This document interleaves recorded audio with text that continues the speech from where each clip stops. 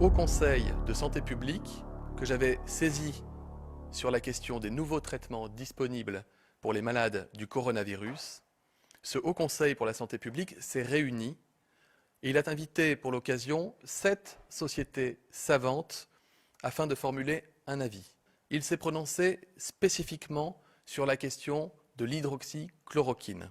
Le syndicat des médecins d'Aix et région dépose une plainte disciplinaire contre le professeur Franck Chauvin, président du Haut Conseil de la santé publique. Il est accusé de charlatanisme, de violation de l'indépendance professionnelle, de déconsidération de la médecine et de violation du devoir de prudence lorsqu'une information du public est réalisée. Le Haut Conseil recommande de ne pas utiliser ce traitement en l'absence de recommandations, à l'exception de formes graves, hospitalières, sur décision collégiale des médecins et sous surveillance médicale stricte. Le ministère lui répond « Ok, nous allons donc donner le médicament, mais au lieu de le donner au début, on va le donner à la fin, dans les situations graves. » Ok, mais on ne comprend pas pourquoi à la fin. Puisqu'à la fin, il n'y aura pas de virus, donc le traitement il a peu de chances de marcher. On va traiter peut-être le facteur infectieux avec l'antibiotique, mais on ne va pas traiter le virus puisqu'il n'y en a plus. En ça voudrait dire simplement qu'on a tranché en faveur d'un système compassionnel. Ça veut dire, ok, le grand public est choqué de ce qui se passe à l'heure actuelle, faisons-lui plaisir, donnons de l'hydroxychloroquine, mais on est à peu près sûr que ça ne va pas fonctionner. Dans cet avis du Haut Conseil de la santé publique, il est indiqué qu'il faut réserver cet usage à l'hôpital, premièrement, et notamment aux cas les plus sévères. Or, dans le Canard enchaîné, le professeur Franck Chauvin avoue qu'il n'y a aucune donnée scientifique, ni actuelle, ni avérée de la science qui va dans ce sens. Vous avez pu voir qu'il y a une multitude de professeurs, le professeur Douste-Blazy, le professeur Willy Rosenbaum, qui expliquent que c'est la décision la plus bête qui pouvait être prise. Et il y a une multitude dans la communauté scientifique qui indiquent que si l'hydroxychloroquine est utile, elle ne peut pas être utile à un stade trop avancé. Enfin, le Haut Conseil exclut toute prescription dans la population générale ou pour des formes non sévères à ce stade, en l'absence, dit-il, de toute donnée probante. Suivant cet avis des scientifiques, je prendrai dans les prochaines heures un arrêté venant encadrer l'utilisation hors AMM, c'est-à-dire en dehors des autorisations classiques de commercialisation des médicaments, pour l'hydroxychloroquine, qui sera donc désormais accessible aux équipes médicales hospitalières qui le souhaitent dans les conditions prévues, je le rappelle, pour des malades hospitalisés avec des formes sévères sur décision collégiale des médecins. Le professeur Chauvin que nous attaquons indique qu'il a agi sous pression pour laisser, c'est son expression, une porte ouverte aux soignants pour les cas les plus sévères. On s'interroge donc sur l'indépendance du professeur Chauvin qui a cédé à une pression. Ce n'est pas du tout ce qu'on lui demande. On lui demande de donner un avis scientifique, lui et le Haut Conseil de la santé publique. Et on peut s'interroger s'il est capable de céder à une telle pression. Comment peut-il résister à éventuellement une pression des lobbies ou des firmes pharmaceutiques? Nous avons donc décidé de porter plainte et de demander au Conseil de l'ordre de déposer une plainte à la chambre disciplinaire de première instance en sa qualité de médecin afin qu'il puisse se voir appliquer une sanction disciplinaire qui correspond aux violations du code de déontologie et à son serment d'Hippocrate qu'il a pu violer. Le collectif Laissons les médecins prescrire, c'est un peu plus de 1200 praticiens en France. Cela ne fait aucun doute pour eux. On ne peut pas dire aujourd'hui qu'il n'y a aucun traitement à proposer contre le coronavirus. Ces médecins de ville réclament la liberté de prescrire le plaquenil qui contient de l'hydroxychloroquine et qui suscite depuis l'apparition de l'épidémie tant de polémiques en France. Faisons confiance à nos chercheurs. Faisons confiance à nos médecins. Priver les médecins libéraux de la liberté de prescription, je trouve c'est nier leurs compétences, c'est les ignorer. Alors on les a ignorés, les médecins libéraux, au début de l'épidémie, en disant « Oh là, surtout, il ne faut plus aller les voir, il faut appeler le 15 ». Maintenant, on les appelle à la rescousse pour les transformer en indiques. Donc, il y a quand même un problème. Et entre-temps, en les empêchant de traiter les patients. Tous sont mobilisés pour trouver un remède. Je rappelle par ailleurs que d'importantes études cliniques portant sur plusieurs milliers de malades en Europe, 3200, et 800 malades en France sont en cours pour identifier le ou les traitements les plus efficaces et les rendre accessibles sans délai aux Français. Les gens qui veulent faire une étude discovery européenne, comme d'habitude, hein, déjà, n'oubliez pas, hein, lavez-vous bien les mains. Et dès que vous entendez européen, faites gaffe. D'accord ? Prophylaxie, avant tout, prenez soin de vous. De nombreux protocoles de recherche sont en cours. Ces derniers jours, on a beaucoup parlé de l'utilisation de l'hydroxychloroquine comme traitement. Le ministère des Solidarités et de la Santé suit attentivement ces avancées. Nous soutenons fortement la recherche clinique. L'INSERM a annoncé aujourd'hui le lancement d'un essai clinique européen destiné à évaluer 4 traitements expérimentaux pour lutter contre le coronavirus. Baptisé Discovery, il inclut notamment l'hydroxychloroquine. On a le protocole Discovery, auquel on croit beaucoup et qui est très important, qui est un protocole européen, avec, vous le savez, plusieurs branches. Il y en a une sur la fameuse hydroxychloroquine et azithromycine. Il y en a aussi sur le remdesivir et plusieurs autres protocoles de traitement. On a, nous, engagé, nous sommes ceux qui avons le plus inscrit de patients. Parce que pour que ça marche, il faut qu'on inscrive des gens qui sont malades et qui acceptent d'avoir ces traitements. On en a plus de 700.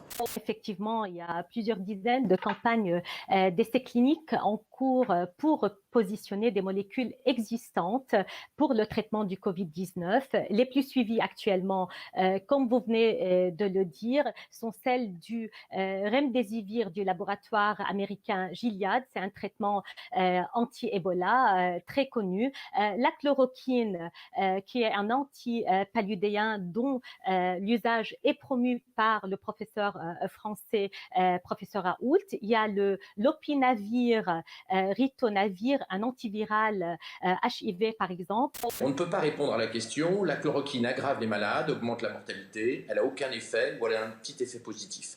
Donc il est très important que les essais cliniques réalisés selon les standards internationaux, c'est-à-dire Discovery, l'étude qui est en cours à Angers, et puis 8 autres études en cours dans le monde, soient faites le plus vite possible. Donc il est très important que les patients acceptent de rentrer dans ces essais cliniques aux standards internationaux, parce qu'on a besoin de répondre à la question. Il faut qu'on sache si la chloroquine marche ou ne marche pas. Alors on va s'intéresser en particulier à Discovery, qui est l'essai clinique le plus célèbre en France, celui dont on nous demande d'attendre depuis des semaines et des semaines les résultats, pour justifier qu'on ne mette pas en place telle ou telle thérapie, notamment celle du protocole Raoult, hydroxychloroquine, azithromycine, contre les formes non graves du coronavirus, pour éviter justement qu'elle ne dégénère vers des formes graves et vers l'hospitalisation du patient. On a une question de Karim Zerebi. Oui, je suis surpris encore des propos de Laurent Alexandre, mais il nous a habitués à ça. Il nous parle de l'étude Discovery. Une étude Discovery ne prend pas le protocole de Didier Raoult tel qu'il le prescrit, puisqu'il n'y a pas d'azithromycine. Donc je suis surpris que vous attendiez de vous référer à cette étude qui ne prend pas le protocole et l'association d'hydroxychloroquine et d'azithromycine. Je ne sais pas si vous faites exprès ou pas, mais si vous comptez tirer les enseignements du protocole Raoult à partir de l'étude Discovery qui ne prend pas en compte le protocole Raoult, que voulez-vous démontrer avec ça? Qu'il a tort alors qu'on n'a pas testé son protocole? Je ne comprends pas votre démarche. Ils mettent un bras chloroquine ou ils mettent pas la bonne dose, ils le mettent tout seul et en plus ils donnent tardivement alors que lui a dit que ça ne pouvait pas servir tardivement, il n'y a plus de virus. Donc après, oui, ça, on voit des gens sont en assurance respiratoire. Et ben, c'est l'essai Discovery où effectivement... Voilà, mais en les fait, autres aussi. Ils ont fait aussi un Nicovid où ils ont fait le même cinéma, c'est-à-dire qu'ils donnent à dose inférieure et aux malades âgés et tardivement. Oui, il y a 3 problèmes, c'est ça, dans l'étude. C'est-à-dire qu'ils utilisent la chloroquine, pas à la bonne dose. Deuxièmement, ils l'utilisent seul, sans azithromycine, alors que depuis le départ, Raoult explique qu'il faut le faire avec l'azithromycine, sinon ça ne marche pas. Bien sûr. Et troisièmement, ils le donnent quand les patients sont en totale détresse respiratoire, ce qui ne marche plus, c'est-à-dire qu'on n'est plus en phase virologique. Donc, c'est ça exactement, ils n'ont plus de virus. Ils plombent volontairement Voilà, comme ça après ils vont dire « Ah oui, la chloroquine, ça ne marche pas ». Je comprends pas ça. Pour l'instant, on n'est pas en train de savoir si on teste ce que veut Raoult ou pas. Mais si, puisque vous dites que vous ne croyez pas à son procédé.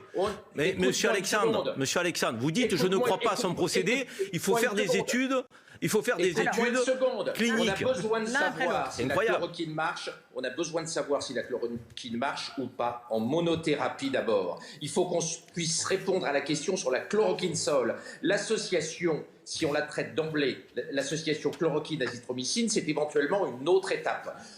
Le professeur Raoult lui-même, dès le 26 mars, dans le journal Marcel, c'est en ligne également, dans une interview, a franchement tiré la sonnette d'alarme en disant « Si on avait envie de prouver que ça ne marche pas, il parle de son protocole, on ne s'y prendrait pas autrement. » Et Raoult ajoutait à l'époque, le 26 mars, « Il y aura une enquête parlementaire après tout ça, et elle sera sanglante, autant que l'affaire du sang contaminé. » Il y a une chose qui me surprend, c'est qu'on parle toujours on parle jamais de l'azithromycine qui est avec, on parle toujours d'un médicament alors qu'il faut en prendre deux, et l'autre on le diabolise pas, ça me surprend, qui est un antibiotique qui est là pour éviter qu'on infecte les poumons quand on a la maladie. Quel est le sous-entendu de votre remarque? Je sais pas, parce qu'on dit toujours l'hydroxychloroquine et l'hydroxychloroquine, et on parle jamais de l'azithromycine qu'on en a avec. C'est pour ça que ça me surprend. Parce que c'est deux médicaments. Excusez-moi, je suis convaincu que vous êtes en train de vous parler à vous-même d'un truc qui est très intéressant et que vous ne nous donnez pas. J'ai pas d'explication pourquoi on quand on dit ça, c'est qu'on a une explication. C'est extrêmement choquant de notre point de vue d'avoir un conseil scientifique qui a conseillé le président de la République et le gouvernement dans lesquels quasiment toutes les personnes ont des intérêts avec l'industrie pharmaceutique pour ce qui est des médecins. Donc ça, c'est assez choquant. Et on a vu également l'impact que cela a eu, par exemple, dans le design de l'étude Discovery aussi. On a eu du mal à faire rentrer cette quatrième molécule dans l'expérimentation en question, qui n'en faisait que 3. Pourquoi elle n'a pas été mise dedans au début? Parce que c'est pas assez cher. Je le dis, mais je suis sérieux. Mais c'est plutôt un avantage. Non, mais pas du tout. Comment ça? Pas du tout. Quasiment toutes les études françaises qui ont mis l'hydroxychloroquine dans une position un peu d'échec en la mettant chez des patients graves sont d'ailleurs en cours d'arrêt. Donc, il faut garder ça en tête et puis garder le coût énorme que cela représente, tout ça pour n'avoir aucun résultat.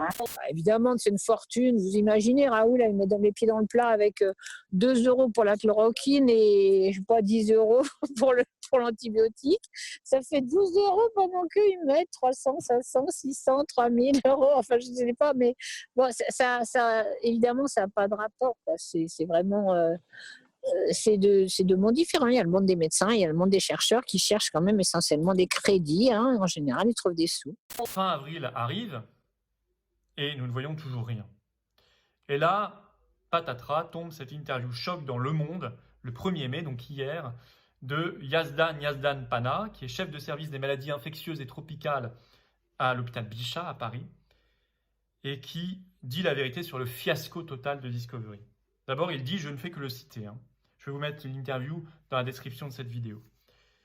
Franchement, Covid et l'Europe, c'est un échec. Seul le Luxembourg nous a rejoints. C'est-à-dire que je vous avais cité une liste de pays incroyables en Europe. Et finalement, on apprend le 1er mai qu'il n'y a que le Luxembourg pour l'instant. Et il précise même, le premier patient luxembourgeois, et on imagine le seul, n'a été recruté que le 30 avril, c'est-à-dire la veille de cette interview, c'est-à-dire il y a 2 jours. L'Europe, elle a été où là-dedans? Complètement absente. Non, elle n'était pas là. Complètement absente, et elle est toujours absente. Ne serait-ce que par l'étude Discovery, qui est un fiasco-véry, je veux dire. On n'a jamais eu le résultat. Jamais eu de résultat. C'est un fiasco-véry, je veux dire. Et ça illustre tout ce qu'est la politique européenne. Et nous sommes embarqués là-dedans. Allemagne, Autriche, Portugal, les discussions sont toujours en cours. 1er mai par rapport au 22 mars, discussions toujours en cours. Il n'y a pas l'once du début de l'essai clinique qui commence dans ces pays-là. Finalement, le Royaume-Uni, on apprend qu'il n'est plus de la partie, puisqu'il a préféré son propre essai, qui s'appelle Recovery. Pareil pour Espagne et Italie, qui eux ont rejoint un autre essai clinique Solidarity, qui est l'essai de l'Organisation mondiale de la santé, l'OMS.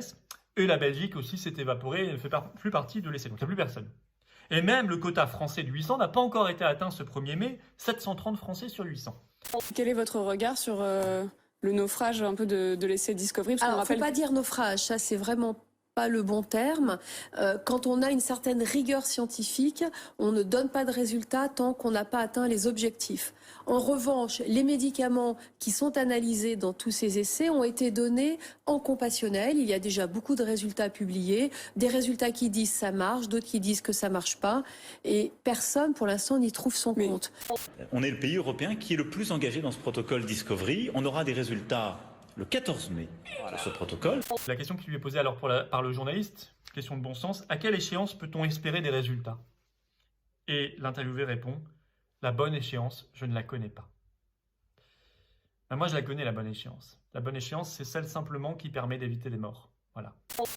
En France, aucune étude n'a été lancée pour évaluer l'efficacité du protocole Raoult dès les premiers symptômes de la maladie. Alors, près d'1 millier de médecins touchés par le coronavirus se sont portés volontaires pour s'auto-prescrire le traitement, mais l'étude n'a pas pu se réaliser. La Direction générale de la santé s'y est opposée. Le collectif de médecins doit donc se contenter d'une étude rétrospective sur 88 cas. Résultat, le premier groupe non traité ou avec du Doliprane met 25 jours à guérir. Le groupe soigné avec l'antibiotique seul, 12 jours. Et le groupe antibiotique plus hydroxychloroquine, 9 jours. Surtout, on voit qu'il y a moins de risques de complications à partir du moment où on agit très tôt sur la charge virale. Et voilà, ce qui est fort dommage, c'est qu'on a développé en France plein d'études cliniques et toutes sont en échec aujourd'hui, alors que très tôt, on aurait dû faire ces études de terrain.